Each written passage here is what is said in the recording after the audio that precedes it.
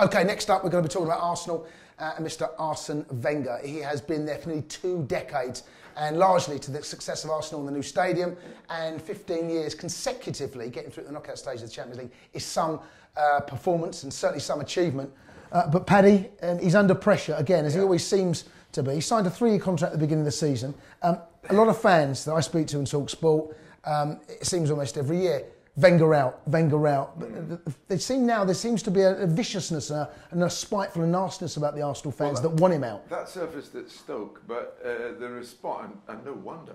I mean, I'm not even an Arsenal fan, but I was angry to see, a highly paid... It's Keystone Cops defending, wasn't it? I mean, not even trying to defend it in 1 or 2 fairly prominent cases. Appalling professionalism. And you think, this is like a caricature of the end for Arsene. What do? 2-4-1 away wins. 2-4-1 wins against, in Champions League, and then against a very, informed Newcastle. So that's the thing. If you look back over, you remember they lost 8-2 at Old Trafford 2 or 3 years ago. They then lost a game at Blackburn. And then they went on an 18-game unbeaten run. The resilience of Arsenal, people often say Arsenal aren't strong enough. To me, they're the strongest club in the country because they never have a bad run. They have bad games, but they don't have a bad run. I'm afraid Wenger, I rather feel Wenger's proved me wrong again. I think he's earned the right to a bit of peace now, between now and the end of the season, and then it's his decision. Curbs, we've all been in a situation where we get booed by our own fans, both as a player, you've been as a manager. But what is that like as a manager when things aren't going well and the performances aren't great and you know the heat is coming, but not just from the media, but from your own fans? That's got to be the hardest part to deal with, surely. In all fairness, I think he's one bad performance away from getting the same stick because it's out there. And unfortunately, over the last 18 months, he's had to endure... You don't know what you're doing from your own fans. Is that to endure going into press conferences, being asked awkward questions, which he's never had to deal with really before. He's also getting confronted at bus stations, and there was the banner, and he's getting banners.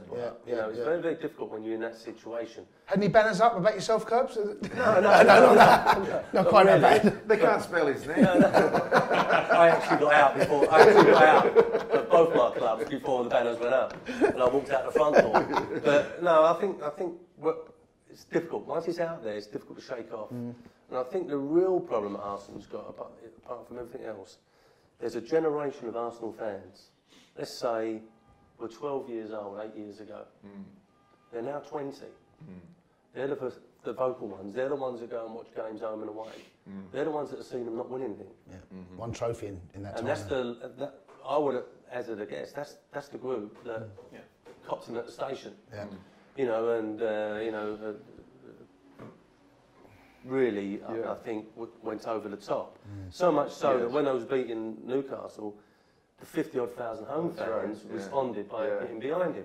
But that won't go away. He's 1 or 2 games away again. Just to resurface it. To resurface. And the only way he's going to shake that off, there's only one way he can shake that off, and that's to win something.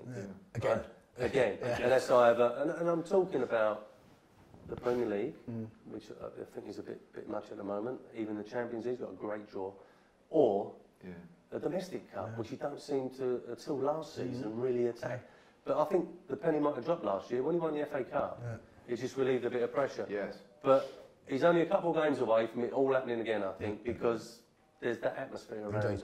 Dave, listen, as a Liverpool fan, the Brendan Rodgers situation we could enter something similar to that if they do get knocked out of the Europa League and the form tails off and things start to become even worse for Brendan. They slip down into the second half of the table. But of course, Roy Hodgson went through something quite similar. The Liverpool fans did turn on him, wanted him out. As a fan's perspective, how do fans deal with that? What do you like as a fan? And you must have seen... I like consistency. And obviously results, but you do want wins. And I feel what's happened to Wenger is quite unfortunate. He has had to compete now against the Man City and a Chelsea, much wealthier clubs. He's not really going to win the league. He has been top 4 for how many years? I mean, he hasn't had the Liverpool oscillations that are going up and down. He has had that top 4 consistency. He's won the FA Cup, and as Curbs was saying, that the fans now that have grown up, they're like a reversible jacket. 1 week in, 1 week out, depending on how I feel. Yeah. And that's how it is these days. Do you know what I mean? With how much money you spend, everything just goes quickly. I think people are kind of used to that kind of attitude of, I want it now. What about the fans, the treatment from the fans? I think it's unfair, personally. I think it is quite unfair. I personally rate Wenger quite highly. And I've got loads of Arsenal mates living in London, and they are very... They change them. I think they're the most fickle fans of the bunch in the Premier League, are Arsenal fans. Personally, I don't want to throw, but in my opinion, I've noticed that it's just at it. We are. As a bunch. But the thing is, what really gets me about the situation is, if we're talking about Liverpool, over the last 3 months, their performances have been quite poor compared to last year. Yes. But Wenger throws in a... Yes. You know, you watch some games and you think, that's absolutely fantastic. The first three goals they scored against Newcastle. Yes. Giroud's first one, brilliant. They end up putting in performances, you go, oh my God. Yeah. But isn't the same problem for Arsenal? Does it exist every single season? It's against Chelsea, it's against Man City, it's against Liverpool, tends to be, not this season, but Man United. That's beating teams below them has never been Arsenal's problem. It's actually beating teams in and around them and above them that's the problem. And that's that soft underbelly that we see. And these teams usually beat them after about 10 minutes. Look at Liverpool. Yeah. Liverpool had mashed them last season after 10, 15 minutes. They go into games, particularly the big games, looking as if they've been chewing tranquilizers in the dressing room. They just don't look ready for the game. They look as if they've been told it's a 5:30, every game. And I mean, that was what was interesting about the Newcastle game. They went into it like greyhounds at their traps, They were ready for it. Maybe the pennies dropped, and maybe I'll be very interested when they play Liverpool this weekend. Yeah. I think it's going to be very telling to see if they come out and they grab Liverpool by the throat. We're out there to be taken. Oh no, they could have banners at both ends of the ground. Depending on how the game's going. If Arsenal win in, the Liverpool fans will some scarves. And if Liverpool win in, the Arsenal ones will go up. But Arsene Wenger, by hook or by crook, he manages to get the teams up in to Champions League football, and he does it every year though. They play such great football. When they're on song, it's just... But they are flat track bullies, aren't they? The same thing. It's not beating the Newcastle at home. That may be one of the reasons why they are, apart from not winning anything, the Arsenal fans are so frustrated because but they're going to finish top 4, aren't they? Yeah.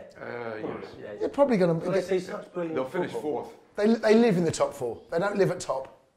They live at 3rd and 4th. Yeah, until I think Arsene actually writes over 40 million out. Yeah. Well, he did for Ozil, but of course Ozil's disappeared. I know, but I think that he's reluctantly got into that area with Sanchez and Ozil, whereas obviously the Man Uniteds, the Chelseas, and the Man Cities have been doing it for the last 3 or 4 seasons.